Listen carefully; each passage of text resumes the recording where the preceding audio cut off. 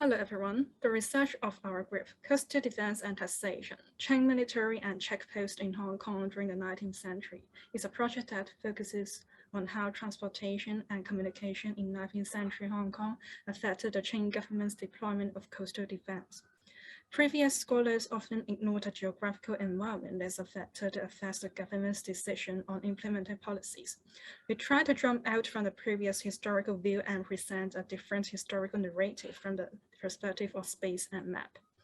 One of the features of our research is that we have applied several Asian maps from the 19th century, including maps from both China and the UK.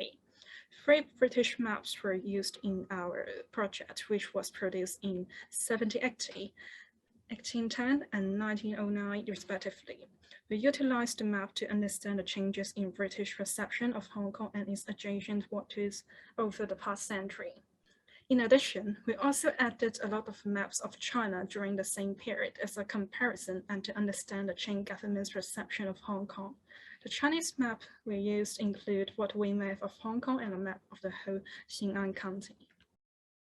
Moreover, we added the research of past scholars and some first-hand written materials as references. For example, we used factual record of Qing dynasty and geysers of Guangdong. We combined the historical texts with maps to understand the spatial connection of the Qing government. Our research is mainly divided into 3 parts: Hong Kong before the Opium Wars, between the First and Second Opium War, and from defense to taxation. In the first part, we will discuss how military facilities were implemented in Hong Kong, the Sino-British trade conflict, as well as British reception of the waters around Hong Kong. In the second part, we will discuss how the 2 Opium Wars affected the deployment of the Qing government's defense strategy in Hong Kong.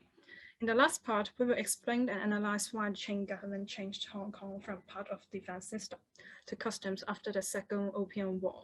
Also, we will explain how the whole process happened.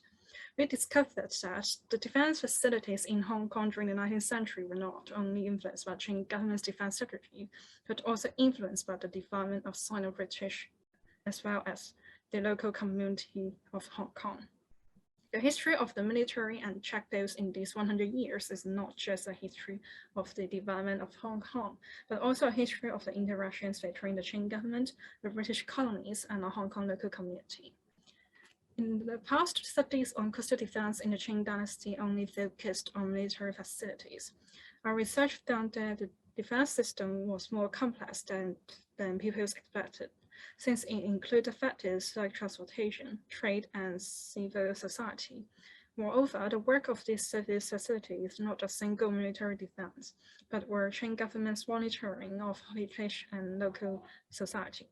Therefore, it can be seen that the development of Hong Kong's history is closely related to China, the British, and the local community, and it is difficult to describe them separately.